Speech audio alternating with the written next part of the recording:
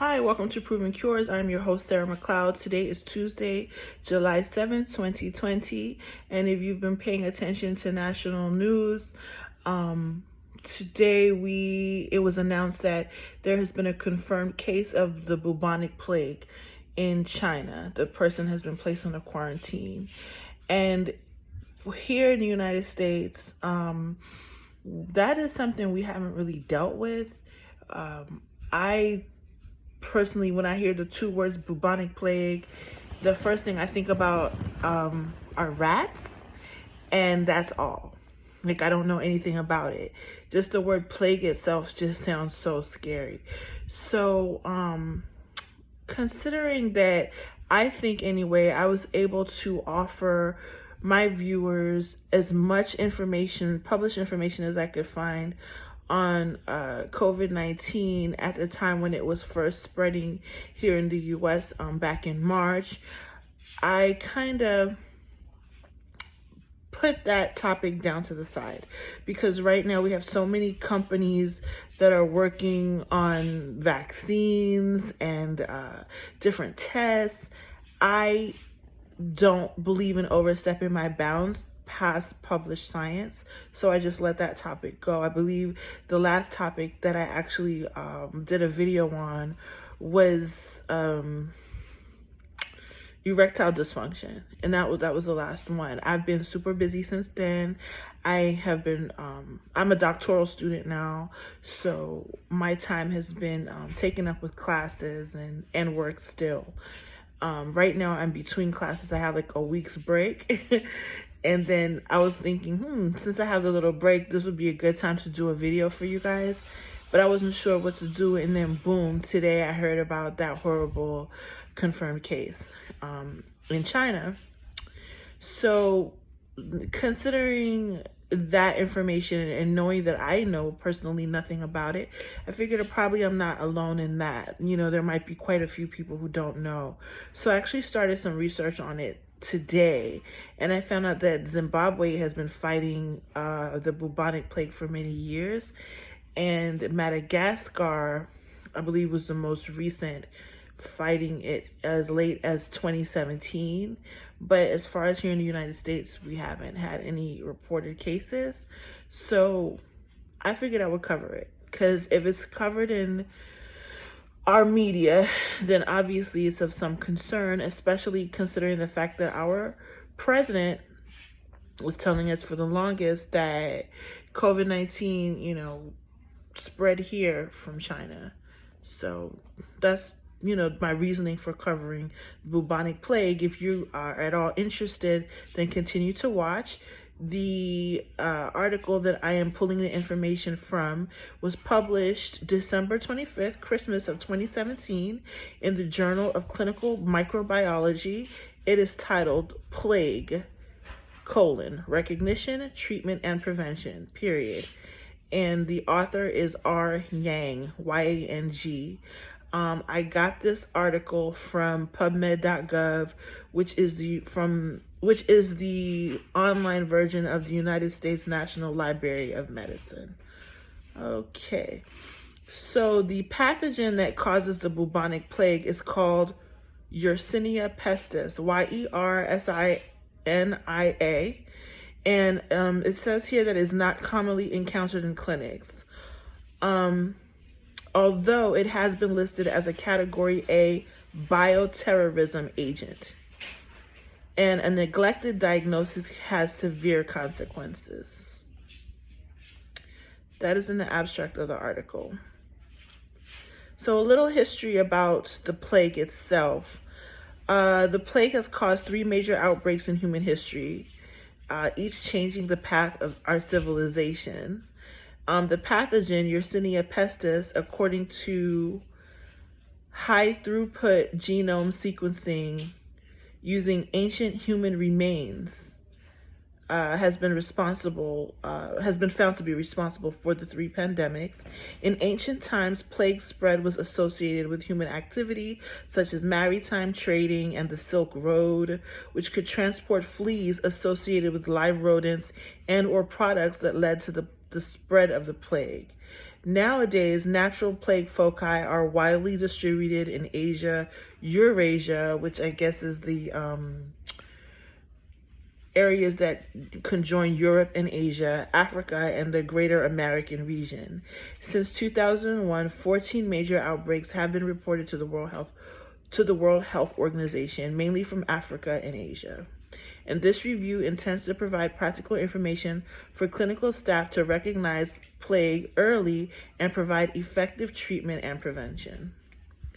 So I'm looking at a little diagram here which shows the natural path of the pathogen that causes the bubonic plague.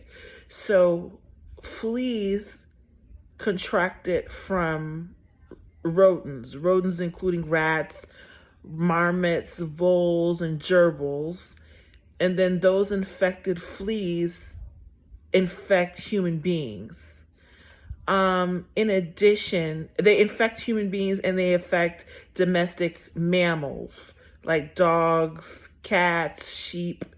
It can also be contracted by close contact with respiratory droplets. A lot of this article, as I was reading it, had a lot of similarities in transmission to the COVID-19 virus, SARS-CoV-2, especially this part about contracting it via respiratory droplets. As previously stated, it is a zoonotic disease because the natural life cycle includes rodents and fleas. Plague can be transmitted to humans through the bite of an infected flea, close contact with animals suffering from the plague, or respiratory droplets of an infected animal. Patients with pneumonic plague can spread the pathogen to close contacts by severe coughing, also similar to COVID-19. Bioterrorism attacks can also intentionally result in plague epidemics through aerosol release or infected animals and fleas. Clinically, plague primarily manifests as bubonic, pneumonic, or septicemic plague. Other rare forms of plague, such as cutaneous, which means skin, or gastrointestinal plague have also been reported. According to the World Health Organization guideline, plague can be diagnosed as a suspected, presumptive, or confirmed case based on different kinds of evidence. Laboratory evidence includes detection by bacterial culture and antigen, antibody, and nucleic acid testing. Antibiotics, including streptomycin and gentamicin, are recommended to effectively treat different types of plague. And I did see on social media someone trying to minimize the effects of the disease or minimize worry about the spread of the disease by saying, well, it is treatable. You know, all you need is antibiotics. But as I continue to read through actual scientific publications, that if you're not treated within 24 hours, it can actually be fatal. So that's something to know. Preventive countermeasures include physical isolation of patients, quarantine, oral antibiotics, and other strategies. Okay. Let's see here what else we have here about the history of the disease. I don't want to get too technical as far as the pathogen itself and start reading things that kind of don't matter. The pathogen has been around 5,000 to 7,000 years ago by the flea transmitted life cycle. It is now considered a clonally expanded, genomically degenerating variant of Y pseudotuberculosis. During its evolution, it showed a varied mutation rate, not strictly obeying the constant evolutionary clock. These things are not necessarily important to our survival of this disease should it spread, but it is important to know how to recognize it. So I'm going to kind of read this verbatim, and if I see something that seems hard to understand, I'll stop and try to explain it to you. So 3 major forms of plague are usually described, like I said earlier, including bubonic, pneumonic, and septicemic plague. However, the pathogen Y. pestis can be transmitted not only by flea, but respiratory droplets, but also by the consumption of uncooked, contaminated meat, causing a strain of it called the gastrointestinal plague. And contact with infected pets and domestic animals can cause eye infection, known as conjunctivitis, skin plague, or pneumonic plague, which is when the lungs are infected. So in addition to that, you have variations of it known as plague pharyngitis. So it causes inflammation of the pharynx, meningitis, which is inflammation of the lining of the brain, and endophthalmitis, which I don't know what that is. All of these have been reported. If bubonic plague is not recognized and treated in time, it can develop into pneumonic plague, which involves the lungs, or systemic plague, septicemic plague, which involves the entire body system. So that means it's spreading throughout the blood. This type of plague has a very high mortality rate. Septicemic plague can also be caused directly by blood infection of the pathogen through a cut. The first symptoms of plague are similar to those of the flu, with high fever, malaise, chills, and headache. Sounds like COVID-19, right? An important clue for suspecting plague is contact history with wild animals in natural plague or with other plague patients. If a patient develops sudden high fever after close contact with dead animals in a region where plague is endemic, bubonic plague with regional lymph node swelling, pneumonic plague with severe coughing and pneumonic signs by X-ray, or septicemic plague with sudden high fever and chills, bubonic plague should be highly suspected. The incubation period is generally 2 to 3 days, but may last as long as 6 days. That means you can have it in your body for 2 to 6 days before any symptoms appear. If the patient is infected by inhaling a large quantity of the pathogen Y. pestis causing primary pneumonic plague, the incubation period might be 1 day or less, and the symptoms and signs may progress very quickly. In cases of bubonic plague, patients usually develop regional red, dry, and hot skin with progressive severe pain in the flea-bitten region and forced position caused by severe pain of the swollen lymph nodes. Forced position meaning in the area where the lymph node swelling is, you're kind of, the skin becomes hard and stuck. You cannot move freely. Moving along. How to treat plague. The keys to the successful treatment of plague are early recognition and timely administration of effective antibiotics. If the administration of effective antibiotics and anti-shock therapies are delayed by more than 24 hours, it will usually be fatal for the patient. Most Y. pestis isolates worldwide are sensitive to streptomycin. However, a multi-drug resistant strain was isolated from Madagascar. Fortunately, this multi-drug resistant strain has never emerged again naturally in that region or other parts of the world. There is a concern that this strain, however, the multi-drug resistant strain, may be attractive to bioterrorists who may want to perpetuate a bioterrorism attack using it. The antibiotics that it is resistant to include streptomycin, chloramphenicol, ampicillin, spectinomycin, kanamycin, tetracycline, sulfonamides, and minocycline, just so you know. If infection by such a strain does occur, caution must be used in the selection of effective antibiotics by avoiding administration of the above-mentioned ones. The majority of human cases can be treated successfully with effective antibiotics, according to the United States Centers for Disease Control and Prevention recommendation. Streptomycin and gentamicin are recommended for adult patients, including immunocompromised patients and pregnant women.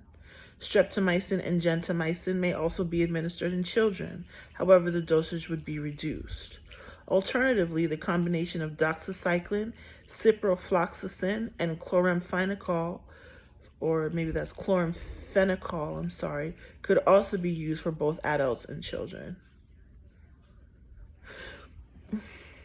The CDC actually issues training lessons online on how to administer on the proper detailed administration of an antibiotic protocol for adults and children. In a large-scale plague outbreak or bioterrorism attack setting, oral doxycycline and ciprofloxacin are recommended to treat the plague for both adults and children. For the treatment of primary pneumonic plague, we have successful experience using the combination of streptomycin and ciprofloxacin. Okay, let's see what else we have here. How to prevent plague, that's important.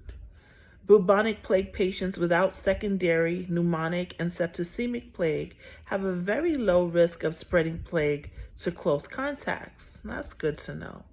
However, so that means if you're not coughing and if you're not dropping your blood all over the place, the sick person, then they have a very low risk of transmitting it to other people. However, a patient with secondary or primary pneumonic plague, when the lungs are infected and there's severe coughing, can transmit that pathogen to close contacts through coughing respiratory droplets. Within the first 24 hours of the onset of pneumonic plague, lung plague, the patient develops fever and a very fast heart rate without coughing and bloody sputum expectoration, meaning they start to cough up blood. This period of coughing up blood without coughing, well, how does that go? Coughing up blood without coughing. So spitting up blood without coughing. That's how I should say that. So when the person has a fever and is spitting up blood but they're not coughing, they are considered to be non-infectious. If a patient expectorates bloody sputum, it will be highly infectious. So this is not written properly. I'm going to read it again. Within the first 24 hours of the onset of pneumonic plague, the patient develops fever and a fast heart rate without coughing and bloody sputum expectoration. This period is non-infectious. If a patient expectorates bloody sputum, it will be highly infectious. Excuse me. So that reads as, during the first 24 hours of the lungs being infected, the person is not contagious. But if you come in contact with the actual bloody spit, the spit itself is contagious. However, transmittability by this route is not strong. Okay. It is relatively easy to prevent pneumonic plague because wearing a face mask or even covering one's mouth with a jacket can effectively prevent transmission.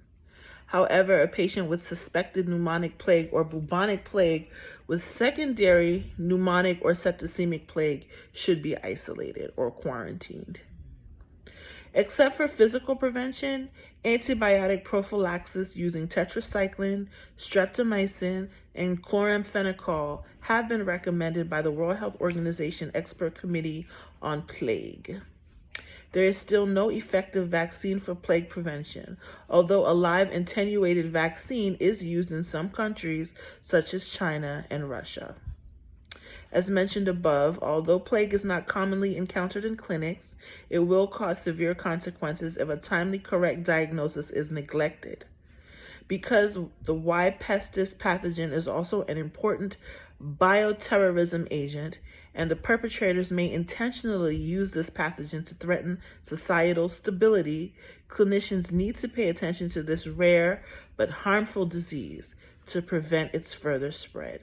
And that concludes this article and concludes this video, and I hope you find it helpful, just for informative purposes, though not for treatment purposes, God forbid prevention purposes. But with there being a confirmed case in a country where there has been suspected transmission of of a greater pandemic, or more recent pandemic, that might drive home the need to continue to be vigilant in wearing our face masks and be vigilant of who we come in close contact with. So with this, I say be blessed, subscribe, share. Also, please comment. I would love to hear what you have to say. My direct email is provencures@gmail.com. And thanks for tuning in. Bye-bye. Bye-bye.